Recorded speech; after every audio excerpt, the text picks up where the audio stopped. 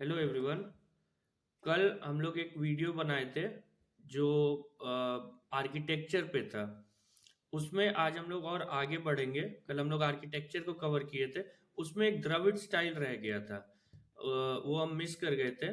Dravid style में basically Dravid style जो है वो साउथ इंडिया में होता है। जैसे नगर स्टाइल नॉर्थ इंडिया में, ये साउथ का है। ये पल्लवास जो रूलर्स थे उनका है। इसमें एक इवोल्यूशन आपको पढ़ना पड़ेगा। पहला महेंद्र वर्मन का है, फिर नरसिम्हा वर्मन का है, फिर राजसिम्हा वर्मन, फिर नंदी वर्मन। बेसिकली पहले ये लोग रॉक्स को कट करके बनाते थे और धीरे धीरे स्टैंड अलोन स्ट्रक्चरल टेम्पल्स बनाने लगे, जिसमें विमान और ऊंचा होता गया, गोपुरम बनने लगे। तो ये आपको एक इवोल्यूशन पढ़ना चाहिए। उसके बाद इसके कुछ सब स्टाइल्स है। पहला तो विजयनगर एम्पायर है, कॉमन है, सब जानते हैं विजयनगर को। एक जो उतना पॉपुलर नहीं है वो है नायक टेम्पल्स। ये आपको कवर करना पड़ेगा। और इसी में एक सब स्टाइल है होयसाला टेम्पल्स। ये अ, इसी के अंडर आता है, लेकिन इसका जो ग्राउंड प्लान होता है ना, ये थोड़ा अलग होता है। इसलिए इसको बहुत लोग अलग से भी पढ़ते हैं। इसके अलावा आपको वेसार स्टाइल है। ये मिक्स होता है किस चीज का, तो नगर और द्रविड़ स्टाइल का। नॉर्थ और साउथ का इसमें चालुक्य रूलर्स सबसे प्रोमिनेंट है। ये डेक्कन का जो एरिया है उसके ऊपर आता था। तो आपको ये भी कवर करना है। अदर देन जो नॉर्थ इंडिया का, आप गुप्ता टाइम्स में जब टेम्पल आर्किटेक्चर स्टार्ट होता है, उसके बाद फिर सोलांकी रूलर्स और चंडेला रूलर्स, ये सब का आप जैसे कवर करेंगे वैसे आपको ये सब भी कवर करना है। उसके बाद फिर आप इंडो इस्लामिक पे जाइए, मॉडर्न आर्किटेक्चर पे जाइए। तो कल हम लोग आर्किटेक्चर पे बात किए हैं बस। लेकिन जो सिलेबस है वो ज्यादा ब्रॉड है। वो आर्ट एंड कल्चर का सिलेबस थोड़ा ब्रॉड है। उसमें एक तो सिलेबस में एक सिंगल लाइन है, उसमें आपको तो समझना पड़ेगा कि क्या क्या पढ़ना है। तो एक तो जो आर्किटेक्चर के अलावा आपको पढ़ना चाहिए वो है रिलीजन एंड फिलोसफी। सबसे पहला जो यूपीएससी का फेवरेट टॉपिक है प्रीलिम्स और मेंस के हिसाब से, वो है बुद्धिज्म। बुद्धिज्म में आपको पढ़ना पड़ेगा क्या? तो सबसे पहले तो आप पढ़ोगे कि बुद्धिज्म का हिस्ट्री क्या है। हिस्ट्री बेसिकली बुद्धिज्म का नहीं, आपको गौतम बुद्ध का हिस्ट्री पढ़ना है। कहाँ जन्म हुआ, मदर का नाम क्या था, फादर का नाम क्या था, कौन सा क्लैन था। उसके अलावा कहाँ पे उनको निर्वाण मिला, ज्ञान प्राप्त हुआ, पहला सरमन कहाँ दिए, ये सब आपको। और कौन कौन सा प्लेसेस है जो एसोसिएटेड है उनके साथ, ये सब आपको पढ़ना पड़ेगा। बेसिक है ये आपको आर एस शर्मा जो ओल्ड एनसीईआरटी है उसमें मिल जाएगा। उसमें एक चैप्टर ही है बुद्धिज्म एंड जैनिज्म पे, उस पर ये चीज ही दिया हुआ है। इसके अलावा आपको क्या पढ़ना है कि गौतम बुद्ध के फोर साइंस। जब वो अपने महल से निकलते हैं तो वो पहले एक वो बेसिकली बीमार बॉडी देखते हैं, बूढ़े आदमी को देखते हैं, एक लाश को देखते हैं, और उसके बाद फिर एक साधु को देखते हैं। तो ये फोर साइंस आपको पता रहना चाहिए। उसके बाद गौतम बुद्ध का एट फोल्ड पाथ है। राइट माइंडफुलनेस, राइट कंडक्ट, ऐसे करके 8 पॉइंट्स हैं। ये आपको पता रहना चाहिए। ये जो 8 पॉइंट्स है ये आपको एथिक्स पेपर 4 में भी काम आएगा। तो ये 8 फोल्ड पाथ आपको बाय हार्ट याद रहना चाहिए। उसके बाद 4 बुद्धिस्ट काउंसिल है, उसके बारे में आपको पता होना चाहिए। कौन कौन प्रेसिडेंट थे, कौन रूलर था जो इसको वो किया, पैट्रोनाइज किया। उसके अलावा कहाँ पे हुआ, प्लेस, और अगर हो सके तो डेट। ये आपको पता रहना चाहिए। और इससे भी अगर आपको एक स्टेप आगे बढ़ना है तो आप ये कि मेजर इसका डेवलपमेंट क्या था हर बुद्धिस्ट काउंसिल का, ये कवर करने के बाद आपको हीनयान, महायान और वज्रयान, ये 3 स्कूल्स हैं, मेन स्कूल्स। इनके बारे में आपको कुछ बेसिक्स पता होना चाहिए। जैसे अभी 2-3 साल पहले एक महायान पे क्वेश्चन आया था। उसमें 3 पॉइंट दिया हुआ था और उसमें लिखा हुआ था कि इनमें से कौन से कैरेक्टरिस्टिक्स महायान पे होते हैं। तो वो हीनयान पे भी पूछ सकते हैं, वज्रयान पे भी पूछ सकते हैं। इसके बाद जो महायान है उसमें एक कॉन्सेप्ट है बोधिसत्व का। बोधिसत्व बेसिकली वो होते हैं जो फ्यूचर बुद्धा हैं, लेकिन वो अपने बुद्धाहुड को डिले कर रहे हैं, किस लिए कि वो और लोगों को निर्वाण की तरफ ले जा सके। जैसे वज्रपनी है, अवलोकितेश्वर है, ये लोग फिर बोधिसत्व हो गए। ये आ, अजंता में इनके पेंटिंग्स मिलते हैं। उसके बाद मेजर सेक्ट्स हैं। देखिए ये स्कूल है महायान, हीनयान, वज्रयान, यहाँ मेजर सेक्ट्स है। ये इन पे भी यूपीएससी सवाल पूछ चुका है, तो इसको भी आप कवर कर लो थोड़ा बहुत, जो 3-4 आपको लगे कि हाँ ये वाला जो है ये नाम कॉमन है या सुना हुआ है या कहीं पढ़ा हुआ है, वो सब आप कवर कर लो थोड़ा बहुत। उसके बाद जो आ, ये मेंस में भी पूछा जा सकता है, प्री में भी पूछा जा सकता है, वो है फिलॉसफी।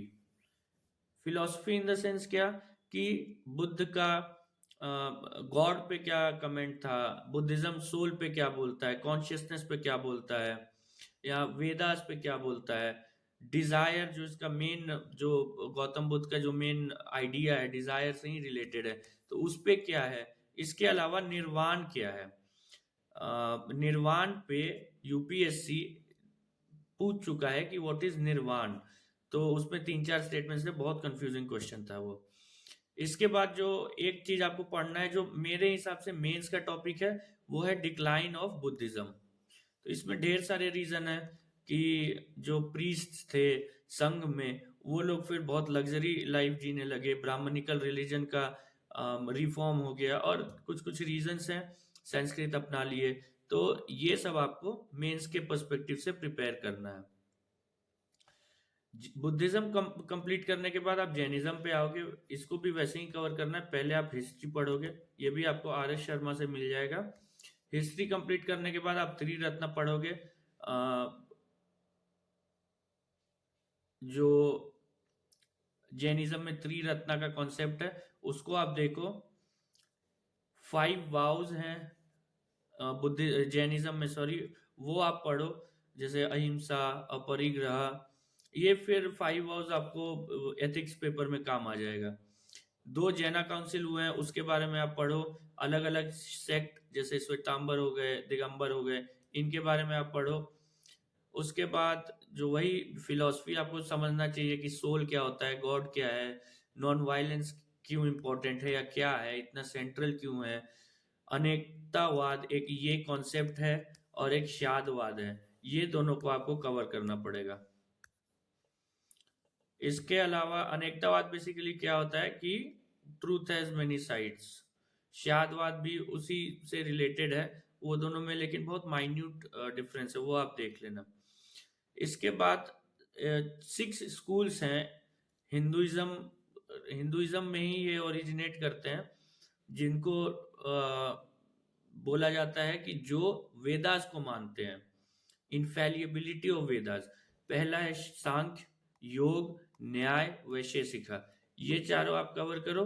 उसके बाद 2 आता है, एक पूर्व मीमांसा और एक उत्तर मीमांसा, ये भी आप कवर करो। आप कितना लिखोगे इस पे, तो मैक्सिमम 150 वर्ड्स। इसका कौन फाउंडर था,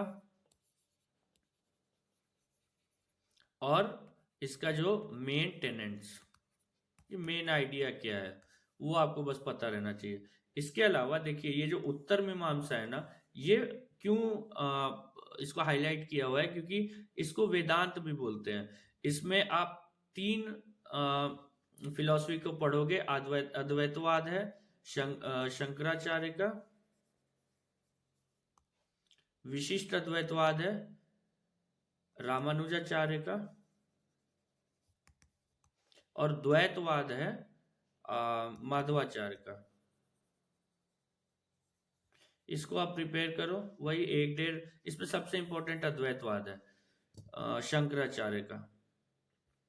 उसके बाद ऐसे लोग जो नहीं मानते हैं वेदास को, चारवाक हो गए, आजीविकास हो गए, बुद्धिज्म जैनिज्म भी उसी में आते हैं। इसमें एक चीज जो हमको लगता है कि आपको पढ़ना चाहिए, वो है कंपैरिजन मोक्ष, कैवल्य और निर्वाण के बीच में। मोक्ष है हिंदू धर्म में, कैवल्य है जैन धर्म में, और निर्वाण है बौद्ध धर्म में। ये तीनों को आप प्रिपेयर करो, इन तीनों का कंपैरेटिव एनालिसिस करो, वो मेरे हिसाब से इंपॉर्टेंट होगा। इसके बाद पहला हम लोग पढ़े आर्किटेक्चर, दूसरा पढ़े फिलॉसफी एंड रिलीजन, ये तीसरा हमारा है language and literature. Language and literature से भी यूपीएससी सवाल पूछते रहता है। इसमें क्या क्या पढ़ना है, तो आप स्टार्ट करोगे सबसे पहले वेदास से, कि 4 वेदास हैं उनका क्या क्या मेन उसमें क्या है, ऋग्वेद में क्या है, सामवेद में क्या है। उसके बाद आप ब्राह्मणास को पढ़ोगे, थोड़ा बहुत आरण्यकास को पढ़ोगे। ये दोनों आप ब्रीफ में कवर करो, ये दोनों उतना इंपॉर्टेंट नहीं है। उपनिषद आपको अच्छे से इसका जो फिलॉसफी है वो आपको पता रहना चाहिए। यूपीएससी पूछ सकता है कि किसी कॉन्सेप्ट को लेके कि उपनिषद इसके बारे में क्या कहता है। फिर एक पुराण से आते हैं, इसको भी आप ब्रीफ में कवर करो, हो जाएगा। उपनिषद और वेदास को आप अच्छे से कवर करो। फिर यहाँ हम कुछ नाम लिखे हैं, लेकिन ये लिस्ट एग्जॉस्टिव नहीं है। संस्कृत लिटरेचर में सबसे बड़ा नाम तो कालिदास का है, उसके अलावा शूद्रक है, भैरवी है और विशाखा दत्ता है। तो ये तीनों मेरे को इम्पोर्टेंट लगा तो हम यहाँ पे लिख दिए, और तीनों का एक एक किताब का नाम। लेकिन इसके अलावा भी ढेर सारे ऑथर्स हैं जिनका आपको पता रहना चाहिए, तो उस पर आप थोड़ा थोड़ा प्रिपेयर करो कि कौन सा किताब लिखा है, किस एरा में थे, उस समय का राजा कौन था, ये किस टॉपिक्स पे लिखते थे। उसके बाद आप आओगे संस्कृत लिटरेचर के बाद बुद्धिस्ट लिटरेचर पे। इसमें 2 मिलेगा आपको, एक कैनोनिकल, एक नॉन कैनोनिकल। कैनोनिकल जो है वो है पाली लैंग्वेज में, तो ये मेन टेक्स्ट है। उसके बाद आप नॉन कैनोनिकल में आओगे, ये संस्कृत या नॉन पाली लैंग्वेजेस हैं, नॉन कैनोनिकल टेक्स्ट। उसके बाद आप जैन लिटरेचर पढ़ोगे, ये बहुत कम है। संगम लिटरेचर आपको फोकस करना पड़ेगा, इसमें गूगल से हम पिक डाल दिए थे यहाँ कि संगम लिटरेचर में आपको क्या क्या पढ़ना है। तो तोलकापियम, एट्टुटोगई, पट्टू, पथिनेन किलकनक्कू, मणिमेगलई, शिल्पाडिकरम, ये दोनों एपिक्स हैं, और बाकी अदर अलग अलग वर्क्स हैं। ये सब प्रोडक्ट्स हैं किसके, तो संगम लिटरेचर के, संगम एज के। उसमें आप क्या पढ़ोगे, तो आप एरा पढ़ोगे संगम एज का, क्या डेट था। उसके बाद प्लेस पढ़ोगे कि कहाँ पे हुआ। उसके बाद आप अलग अलग जो वर्क्स हैं इसका ब्रीफ में कि इसका स्टोरी क्या है, वो जैसे शिल्पाडिकरम का, मणिमेगलई का क्या है, तो ये आप कवर करोगे, संगम एज का आपका हो जाएगा। यहाँ हम उर्दू लिटरेचर भी लिखे हैं कि उर्दू लिटरेचर उतना जो मेडिएवल टाइम्स में ही इवॉल्व हुआ है, लिटरेचर कम है, तो उसमें एक अमीर खुसरो को आप कवर कर लेना। अगर क्वेश्चन आता है तो प्रॉब्ली इसी पे से आएगा। तो ये हम लोग अभी देखे लैंग्वेज एंड लिटरेचर का। इसके बाद जो मेरे को लगता है आपको पढ़ना चाहिए, जिससे क्वेश्चन आता है, आ चुका है, जैसे एक बनी ठनी पे आया था, तो ये है पेंटिंग्स का। पेंटिंग्स में आपको क्या क्या पढ़ना है, तो आपको प्री हिस्टोरिक पेंटिंग्स पढ़ना है। प्री हिस्टोरिक मतलब वैसा टाइम पीरियड जहां का रिटन रिकॉर्ड्स नहीं है। फिर होता है प्रोटो हिस्ट्री, जहां का हमको रिटन रिकॉर्ड है लेकिन वो डिसाइफर्ड नहीं है, जैसे हड़प्पन सिविलाइजेशन।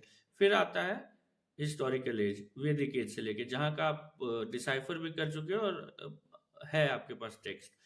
प्री हिस्टोरिक में सबसे इंपॉर्टेंट नाम है भीमबेटका का, इसको पेट्रोगिल्स भी बोलते हैं, जो ये पेंटिंग्स होते हैं। इसमें आपको भीमबेटका का पढ़ना पड़ेगा कि किस तरह के पेंटिंग्स होते थे, कलर कौन सा यूज होता था, थीम्स क्या थे, ये सब आपको कवर करना पड़ेगा। उसके बाद आता है म्यूरल पेंटिंग्स। म्यूरल क्या होता है, म्यूरल्स होता है जो आप बहुत बड़े दीवारों पे करते हो, जैसे टेम्पल वॉल्स पे या केव वॉल्स पे। तो इसमें अजंता है, एलोरा है, बाग है, सित्तन वसल, ये सब केव्स हैं। इसके अलावा भी केव्स हैं, आप जितना कवर करना चाहो आप कर सकते हो। आप गूगल पे सर्च करते जाओगे आपको मिलते जाएगा, but you have to stop somewhere, नहीं तो आप खो जाओगे उसमें। तो हम यहाँ पे 4 केव्स का नाम डाल दिए। इसके अलावा जो टेम्पल का है वो है चोलाज और विजयनगर। चोलाज में बृहदेश्वर टेम्पल है,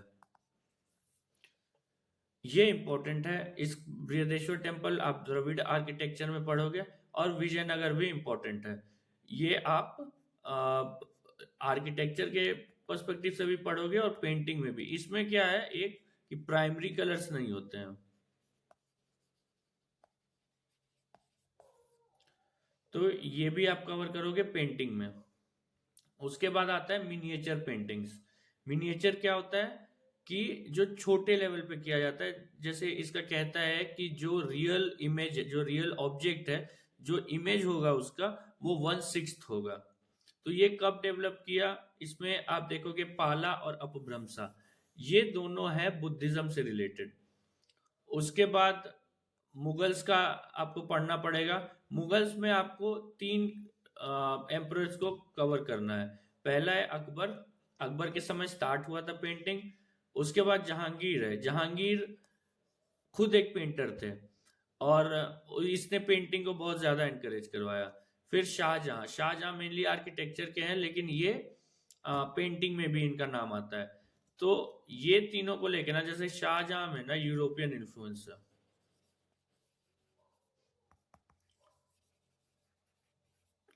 जहांगीर का आपको पढ़ना पड़ेगा, ये नेचुरलिस्ट थे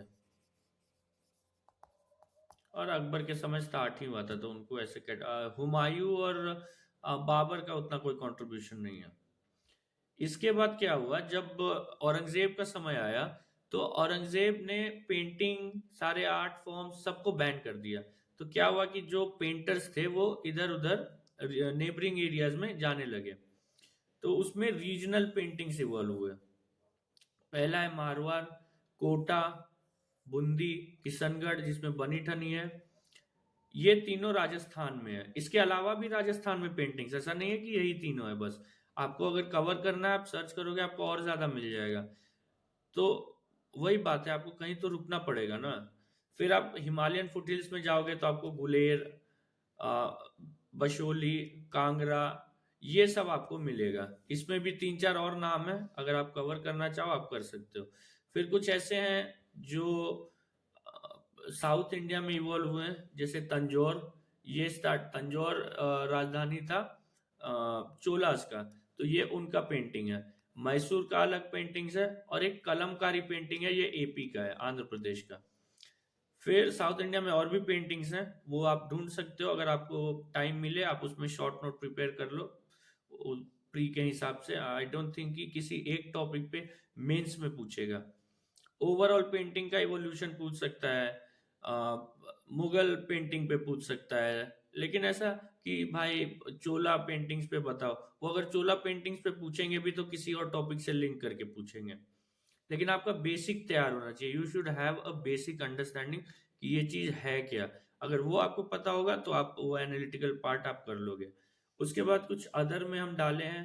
पहला तो मधुबनी पेंटिंग, ये बिहार का है, बहुत प्रचलित है, यहाँ पे शादी में यूज होता है, कोई भी जो ऑस्पिशियस ओकेजन होता है उसमें यूज होता है। उसके अलावा एक मंजूषा पेंटिंग है, पटना कलम है, काली घाट है। ऐसे ही आप जाओगे तो उड़ीसा में कुछ मिलेगा, बंगाल में कुछ मिलेगा। तो ऐसे ढेर सारे रीजनल पेंटिंग्स हैं। तो आप उसमें चूज करो कि आपको क्या इंपॉर्टेंट लगता है और उस हिसाब से आप कवर करो। तो अभी हम लोग 4 टॉपिक देखे अभी तक में: आर्किटेक्चर,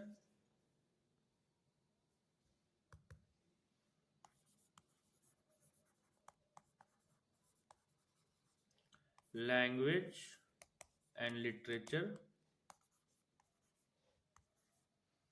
और पेंटिंग और रिलीजन एंड फिलोसफी। एक दो और टॉपिक है वो फिर नेक्स्ट वीडियो में कवर करेंगे, जैसे इंडियन आर्ट फॉर्म्स हैं, डांस, म्यूजिक, फिर सूफी मूवमेंट्स, सूफी एंड भक्ति मूवमेंट।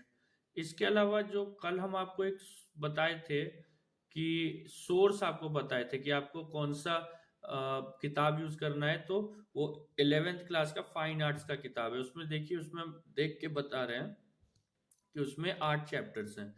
पहला चैप्टर प्री हिस्टोरिक पेंटिंग्स का है जिसमें आपको भीमबेटका है। उसके अलावा ढेर सारे रॉक पेंटिंग्स भी हैं, उसमें भी कुछ आता है, वो भी आप कवर करो। चैप्टर 2 प्योरली इंडस वैली पे है। उसके बाद मौर्यन आर्ट पे है। फिर चैप्टर 4 पोस्ट मौर्यन आर्ट पे है। फिर चैप्टर 5 म्यूरल्स पे है। चैप्टर 6 में पूरा टेम्पल आर्किटेक्चर दिया हुआ है, बहुत बड़ा सा चैप्टर है, ये आप कवर करो अच्छे से। ये जो चैप्टर है ना, 7 चैप्टर, इंडियन ब्रॉन्ज स्कल्पचर, ये मेरे को बिल्कुल काम का नहीं लगता है। इसमें एक चीज जो मे भी काम का हो वो है नटराज, शिव जी का डांसिंग फॉर्म का है। चैप्टर 8 में इंडो इस्लामिक आर्किटेक्चर आता है, वो आप कवर करो।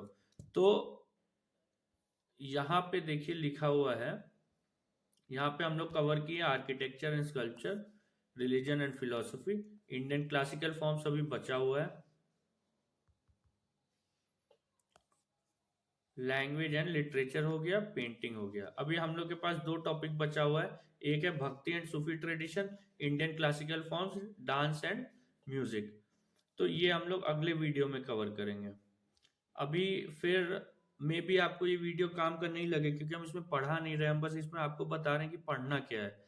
अगर हम आपको पढ़ाने लगे ना, तो आप मेहनत आपका मतलब it will not remain in your brain. ये आप खुद से जब पढ़ोगे ना, खुद से आप सोर्सेस को देखोगे, प्राइमरी सोर्सेस को देखोगे, तब आप उसको ज्यादा अप्रिशिएट कर पाओगे। आप इस किताब को डाउनलोड करो और आप पढ़ो और देखो कैसा है, आप समझने का ट्राई करो जो रियल जो सोर्स है उसको। इसके अलावा एक सोर्स हम आपको बताए थे देवदत्त पटनायक का एक किताब का। उसके अलावा कल जो मेरे दिमाग में नहीं आया वो था नितिन सिंघानिया। अब बहुत लोग इस सोर्स को कवर नहीं करते हैं। ये सब जो सोर्सेज है ना, ये खास करके नितिन सिंघानिया, अगर आपको एक्सेस है इसको, तो आप सेलेक्टिव इसको यूज करो। आप हर चीज, आप इसमें बहुत चीज दिया हुआ है, फेस्टिवल्स दिया हुआ है, वो सब पूछता है यूपीएससी, ऐसा नहीं है कि नहीं पूछता है। लेकिन आप सोचो कि आपको कितना टाइम लगा रहे हो और उसका आपको बेनिफिट कितना मिल रहा है। तो उस हिसाब से आप टॉपिक चूज करो और उतना ही उसमें ज्यादा एफर्ट डालो जहाँ ज्यादा चांस है क्वेश्चन आने का। तो आज के लिए, आज के वीडियो में बस इतना ही। और अगर आपको कोई डाउट हो तो आप मेरे को मेल करो, डिस्क्रिप्शन में मेरा मेल होगा। मेरा टेलीग्राम चैनल है, उसको आप सब्सक्राइब करो, ज्वाइन करो चैनल को। मेरे यूट्यूब चैनल को सब्सक्राइब करो, वीडियो अच्छा लगता है तो लाइक भी कर दो और शेयर करो अगर कोई आप जानते हो जिसको ज़रूरत है। और आपको अगर ऐसा लगे कि किसी एक टॉपिक पे आपको प्रॉब्लम है या उसमें कुछ इशू आ रहा है, या आप कोई एक वीडियो चाहते हैं कि हम वैसा बनाए, तो आप कमेंट कर दो and I will try that I make that video. ठीक है, थैंक यू वेरी मच।